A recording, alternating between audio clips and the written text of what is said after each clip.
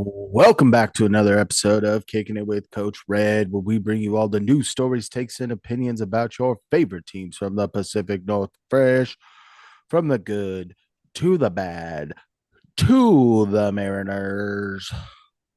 The American West or American League West champ Mariners, baby. Nailed it.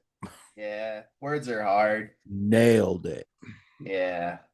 Um, but before that, we're going to be talking about a team that we've unfortunately had to neglect a little bit due to life, technical difficulties, a handful of things.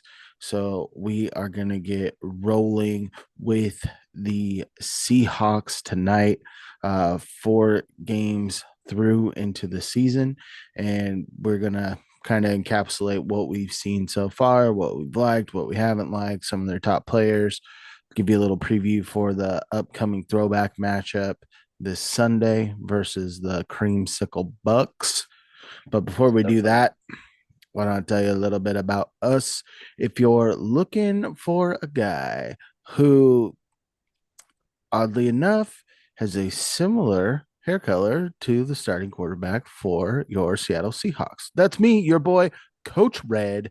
You can find me on X at the real Coach Red, on Instagram at the real underscore Coach Red, TikTok at the real Coach Red. Also find the show over on YouTube. Search Kicking It with Coach Red. Like, subscribe, hit that bell notification, and leave a comment or two. And if you are looking for a guy that won't be able to throw it back too far in terms of his Seahawks knowledge, but he will be flapping his gums Okay, like old Richard Sherman. It's sure. Kane. Yep. I'm Kane. Find me over on Twitter, Kane2406, TikTok, and Twitch, Kane0624. Also follow the show's socials over on Twitter and Instagram at Coach Red Pod. Boss, boss, boss. Do it, freaking do it. The Seahawks find themselves tied atop of the division after 4 games. Record wise, 3-1. They actually, I think, would be, Second. well, the 49ers have the tiebreaker over due to beating them week 1. And realistically, that's the worst that they looked. It looked like you were running out an entirely new offense, and Played it a little safe. the defense has shown up to play for most of the Yes. season, though. The offense was a little sluggish. Got bit with the turnover bug a little bit in game 2, but we're able to overcome that pretty easily due And to great also put special up teams plays. Yeah, and also they put up 30 points in the second game. That was Yeah. huge. Well, one of those was The the special teams. kickoff Yeah. touchdown by George Halani. Also, And big ups to George Halani for knowing that rule. yep, Like big getting ups. down on the ball, like great ball knowledge. Week 3 was pretty much a biggity blowout, ruined homecoming for a guy that I played against, Kellen Moore. And Thursday night football down in Arizona is always a tough thing for the Seahawks. Um, for the first 3.5 quarters, they looked untouchable. They let the Cardinals back in, but were able to end it before overtime with a Jason Meyer game-winning field goal. So when you look at the Seahawks, they're sitting 1-1 in division and 3-1 overall. If you look at most pundits before the season, I think they had the Seahawks losing. I think they had them 1-3, best case, through Yep. the first 4 games. Some had them 2-2, but to be at the spot to go be undefeated on the road right now, and you really saw the home crowd reinvigorated the second week. Still a lot of Yeah. 49ers fans in the stands week 1, but I think that you're starting to see the grit and the toughness come through. And what we're seeing as well is a pretty balanced offense. Right now, Agree. I think let's take out maybe one of Sam Darnold's runs, he only has four on the year. One was a designed run, but they're sitting at 123 rushing attempts on the year and 103 passing attempts on the year. I have one complaint about the offense, and I just want a little bit more play action. It looked phenomenal down in Arizona. Sam got him, and the running backs got him a couple times on it. Uh, but that's the one thing this offense is missing, a lot more play action. Because I think it works so well. And Sam does a good job in the pocket. Oh, and like rolling out as well. Well, week one, you have Zach Charbonnet, who looks like the better of the two backs. And Yep. then in week two, K9's big day. Week three, Sharps is hurt. Week four comes back, doesn't do a ton. K9's being the bell cow right now that you anticipated him being. You expected a little bit more timeshare, but with a little bang up on Sharps, made it a little bit tougher. But the more explosive runs are coming from Kenneth Walker. And Yep. he's got a little bit of that Alvin Kamara and why he was so successful and why you've seen people be successful in a Kubiak offense because you're wide zone. And although it does bite K9 in the butt sometimes, his ability to bounce really saved the team in some key spots, especially down in Arizona. Being able to get that edge and attack it. Granted, you're going to see Sharps. It's going to be able, if they can secure the edge and he can run between the tackles, that's Sharp's game all day. And you've Yep. seen him deliver punishing blows, especially in week one against the 49ers, being the more efficient back. And when he was out, George Lonnie, I thought, did a good job. And so did Jacardier Wright. Yeah, until Wright got hurt. That's unfortunate. That's all right. Um, Opens the door for Miles Gaskin on the practice squad. What up today, I baby? did see that today. That was pretty cool to see. Defense has been humming, We're man. still on the offense. Oh, okay. Did you see how we talked about the quarterbacks a little bit and then the running backs? Sure, And sure, then we're sure, going sure, to sure. circle probably back to the quarterbacks again and talk about wide receivers and tight ends and the offensive line. Then we'll go to the defense. Sure. We're Okay. not we're not bouncing around like that. All right. All All right. right, let's go back to quarterbacks. So Sam Darnold has two turnovers on the year and picks One was bad. One was bad, but you know what? I'm here for it. I believe he's got four. for interceptions. No, no, you're right. You're right. You're right. You're right. He's two, and they were both against the Steelers. You're right. Um, he's efficient. He's He's very efficient. 70. He's 70 out of 100 right now. It's a 70% completion percentage. He's only been sacked six times. He's not the most gifted athlete. I think that his ability to maneuver the pocket has been very good Yep. when he has got his chances to run the ball and scramble. It has worked. It doesn't look particularly good, but you're really seeing the emergence of the offensive line a little bit too.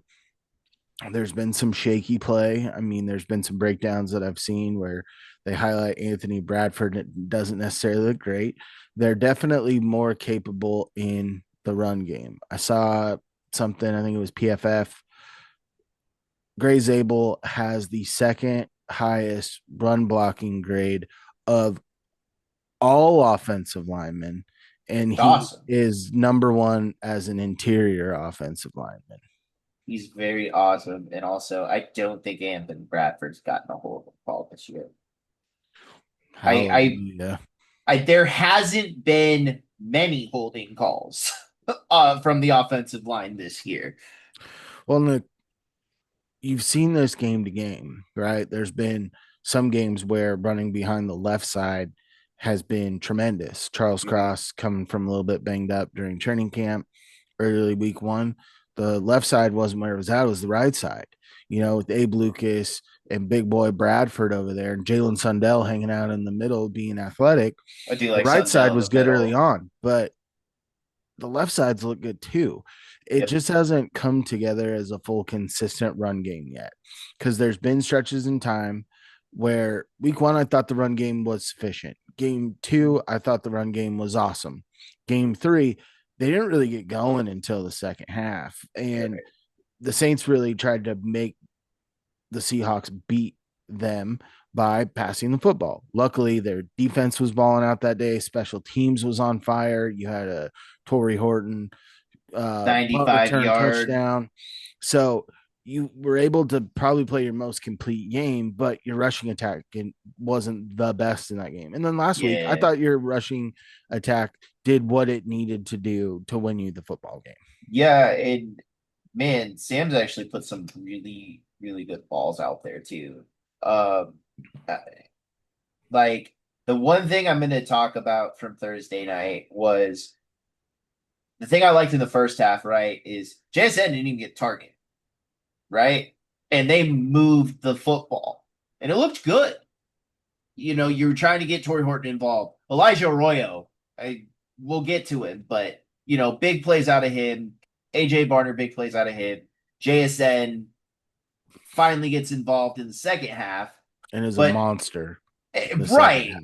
exactly. Like the fact that you can move the ball without him, you can move the ball with him. It's finally good to see something like this. Let's get to that. JSN, hands down, number one wide receiver for this team. Most yards. He's got one touchdown on the year, most targets, uh, over 10 yards a catch on the average. Mhm. Cooper Cup doing some stuff. He's got, I believe, 10, 11 catches for 160 yards. So he's over the 10-yard a catch mark. I mean, I like what I'm seeing from Cooper. He's doing what he does, right? It's a little slower, but the blocking's still there. I've seen a couple clips of him blocking his ass off, and uh, some of the catches. I mean, he had 90 yards against Pittsburgh. Yeah. And Torrey Horton is kind of slotted into that three role, except for the game that he was out injured. He's caught two touchdown passes from Sam Darnold. The one thing that kind of miffs me in this whole thing, so I've just talked about our top three wideouts. Granted, you only have three games from Torrey Horton. Mhm. There needs to be a true number two emerge. And it Yes. could even be from the tight end spot. The big issue that I have right now outside Torrey Horton has 10 targets on the year through three games. Cooper Cup has 16 targets, and JSN has, I think, over 30. No one else on this team has over 10 targets. I know you've only attempted 100 passes, but Got to spread that out a little bit more. got to get it spread out. And like you said, they were able to move the ball fairly efficiently in the first half, and it was very much spread out. And I think the tight ends are something that could shine more and more as this year goes along Yes.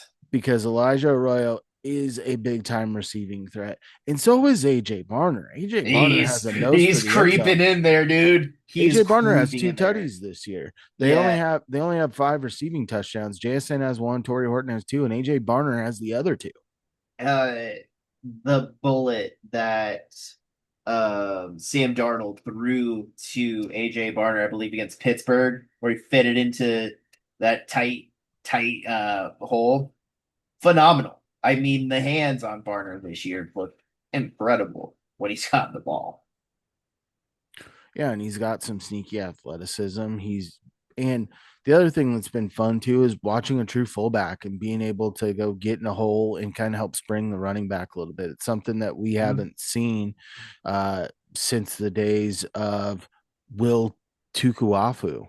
Can we talk about how the homie Robbie Oots pancaked I think a defensive lineman and Patrick Queen on K9's big run in the second half against the Steelers. Like that was cinema.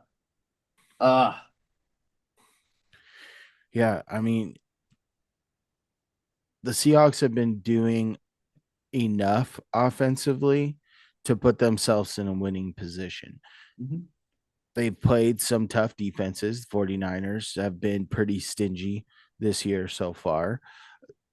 The Cardinals are a tough one to put your finger on because the level of competition they played hasn't been necessarily high. When they faced the 49ers was Mac Jones led 49ers, and they have also played the Saints as well. A lot closer game than it was with the Seahawks. So with the Cardinals, I'd say that their defense is average to maybe above average. The Saints run defense very solid, one of the top in the league so far. And the Steelers, they have that cachet. It hasn't been what it has been in years past. Week one is always a wild card, and they were in a shootout with the Jets and Justin Fields and his little revenge game. But the Steelers have kind of given up some points as well. So you're going to need you're going to have to lean on your offensive more as this goes along. Of And probably their course. worst game offensively was week 1, and it was kind of back into the old days that you saw in the Seahawks. The time of possession was not there. They were not able to sustain drives. The defense was on the field for 3/4 of the game. It felt like it might have been a little bit less, but pretty close. You've seen that time of possession get better, and you're hoping that as this team continues to grow, gets more comfortable with one another, especially offensively, because you do have a lot of cast of characters who were not starting last year. When you go across this, AJ Barner was on the team, he wasn't starting. Jalen Mhm. Sundell was on the team, he wasn't starting. Gray Zabel, new addition. Bradford, you didn't have him for the second half of last year, almost 3/4 of the year. Abe Lucas has been in and out of the lineup last year. Charles Cross has been your stalwart. You have a new quarterback. Your running backs are the same, you include a fullback. You got JSN. Bobo's getting a little bit of run, but not much. And then Cooper Cup, Torrey Horton, you got a brand new cast of characters offensively, and you're only hoping that they will continue to grow and mesh and gel even better as they go along. But if they can stick to pretty darn close to a 50-50, find that true number two that you can target, because inevitably, with how JSN has performed, he is going to start getting double teamed a lot more, and it's going to be find the open guy. Like, Yep. where do you want us to beat you? And I think it could sneakily be the tight ends that end up being the beneficiary of that in the long run. Like I just Elijah Arroyo, dude, is a freak. I did not realize how big he actually is until he started catching some passes. And when Sam rolled out right on, I believe, that blitz, and he got Elijah Arroyo pointed downfield for him to throw, and then he backstepped, turned his body to the ball and caught it and got the first. I think it was like 3rd and 12. That High was pointed it too. amazing. And then, not to mention the end zone shot, dude. Had that dude beat, Sam put it in a good spot, and the guy just got his hand in there. Like, I, I will say one thing. I don't like the throwing Jalen Milrow out like once a game. Like Well, they week didn't in week one, they didn't in week 2. because he was inactive. I know. But I think that there is going to be room for that wrinkle, and it's not just going to be Jalen Milrow runs the ball. You're going to Yeah. see it like what you saw with Taysom Hill. It's going to take time. Jalen Milrow has Love you. all the athletic ability you want to see in an athlete. He's got to refine it up. And that was kind of my big question mark. If you're taking a guy in the third, you've got to utilize him. So they're going to find ways to help him augment a game. They just got to dial it in a little bit They and got keep to it figure a it little bit out. Not longer not than a one play. He's going to run the ball package. Yeah, and especially, don't know if it's the best idea of second play of the season to run a Jalen Milrow run. Uh, you would have dropped a bomb. You would have been singing a different tune. Sure, just weird. But Let's other than that, I've been let's enjoying the offense. let's flip over to the defense. And defense has been just Here we about as go. advertised for most of the year, right? Yeah. You had a game against the Saints where you were missing. You've been without Nicky Manwari Yeah, since like the for first quarter of week one. third In the play Saints on game, you defense. had no Love, you had no No Spoon. spoon. Like Yeah. they've been able to, especially with that defensive backfield. Reek hasn't been what you anticipated he could be, and rumors are starting to fly that he could potentially be a trade candidate, which I think you'd get a pretty good return on value, especially with him going into a contract year and it becoming And more clear that the I do Seahawks are not think going to be the ones that foot that bill. I do think a change of scenery will do him some good. Um, I have all my thoughts on Reed. He's such a freak athlete, but so airheaded at sometimes, dude. I mean, I how don't many? necessarily say that it's airheaded. I think that he's a guy when he's playing to his tools, that's when he works. He's not a he's a lean corner still. He Sure. doesn't want to go mix it up. Spoon is a guy that's going to mix it up. Job has done a good job mixing it up. Kendrick has done a good job mixing it up. And I think that once you get Nick Emanwari back, that makes it a little bit more feasible to move on from Reek. I don't think you can do it right now. But No, when you look at this defense, let's throw in Ernest Jones as a defensive back because he's tied for the team lead with 2 picks. You have 2 picks with Kobe Bryant. You have 2 picks with Kendrick, and you have 1 pick from Josh Jobe. yeah, and 7 picks Hendricks. through 4 weeks It's pretty is a good. solid stat line to have. And it's spread out like that. Like I'm cool with having like the number one corner, right, that just shut down. And Job Jobe is is locking it down. kind of putting the seatbelt on some dudes. I mean, let's talk about how he strapped DK Metcalf. Absolutely strapped him. I think through the first 3 weeks, might have been two. Is it either the first 2 or 3 weeks? Josh Jobe was the best corner in terms of quarterback passer rating when targeting. Yep. I think through 2 weeks he had a 0 And quarterback rating yeah, when no, targeted. like he is gross, and the only reason DK got that touchdown was he mismatched on Kobe. So Kobe Bryant flying around the field making Oh, plays. gosh Julian dang it, Love when he's Tyrese been on the Knight. field has been doing the damn thing. But one area that these two things go hand in hand. We just talked about interceptions, and although the Seahawks aren't at the exact top of the league in sacks, they have 12 sacks through 4 games, averaging 3 a game. 6 of those came last week against Kyler Murray, and Mhm.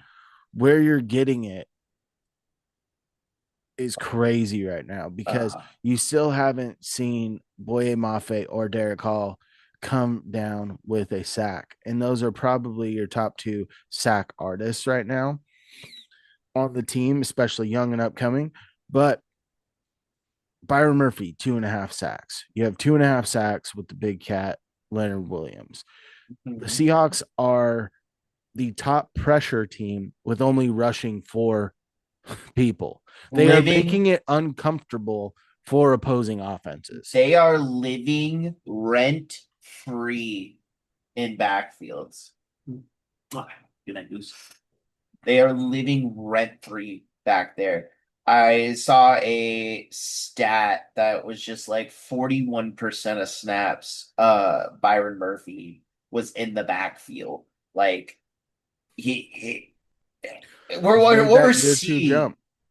Like, and then uh Cheney Wosu gets his first sack in oh, a while, Uchenna looked fresh against the Cardinals. which is Oh what boy. you needed it because you had Lawrence get banged Yeah. up. Hopefully he's good to go this weekend because oh boy, does he look like a difference maker when he's out there, dude? He's an animal.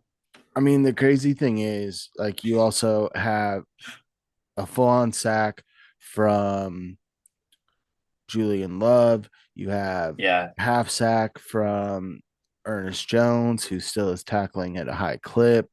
You have, I think, Spoon and Job have a half sack apiece. They're doing it in multiple ways.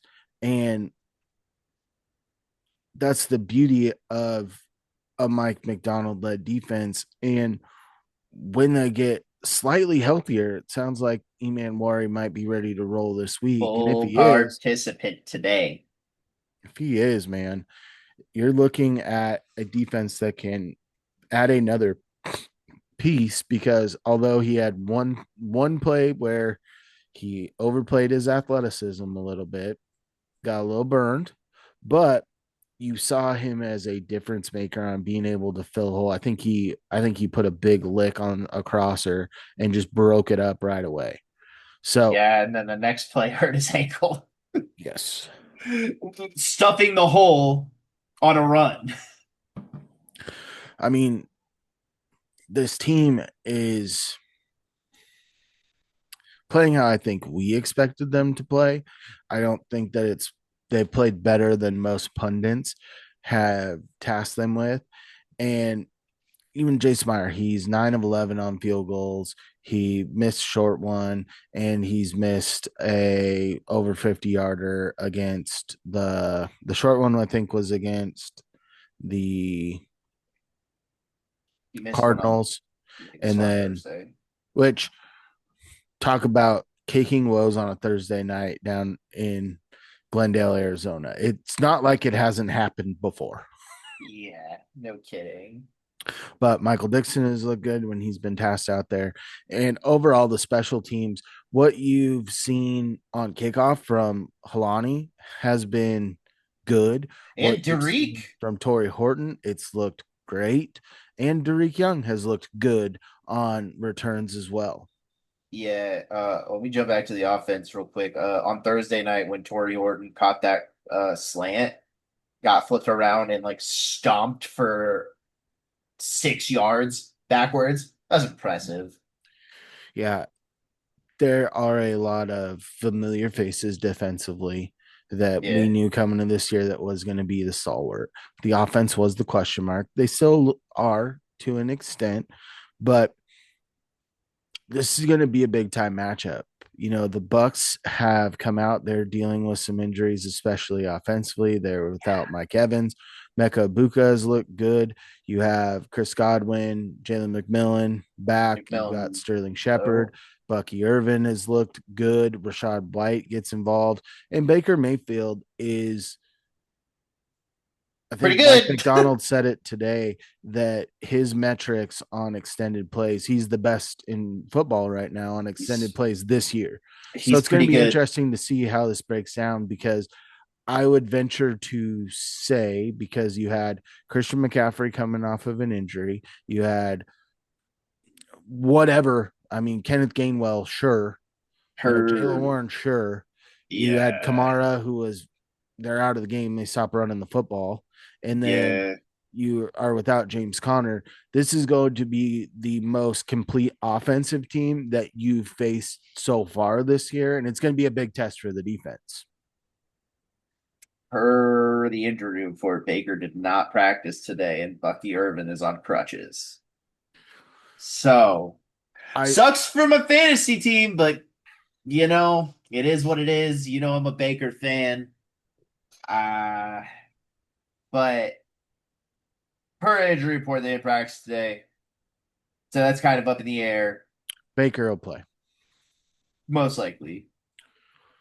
We'll see Most what happens likely. with Bucky. But you've got Rashad White, who has done some good things in the league. And And I think before Bucky just he absolutely stole the job from him last year, was actually putting together his best year. I think he got banged up, which kind of opened the door for Bucky, and he just ran away with it. mm, But I believe um, Rashad had a good game against the Seahawks we'll see. when we went down to Tampa And then last you've year. got their defense is solid. too. Yeah, I mean, they've played tight games. They were in it till the end against the Eagles. They're going to be a very tough opponent yeah, they're for pesky. week 5. They're gonna be very, very, very pesky. And you touched on Aneka Ibuka. I mean, what a what a jolt to that offense with Chris Godwin being out to start the year, and now Mike Evans missing some time. Like, dude, just got shot out of a cannon. He's here, right? He's the next Ohio State receiver that everyone like.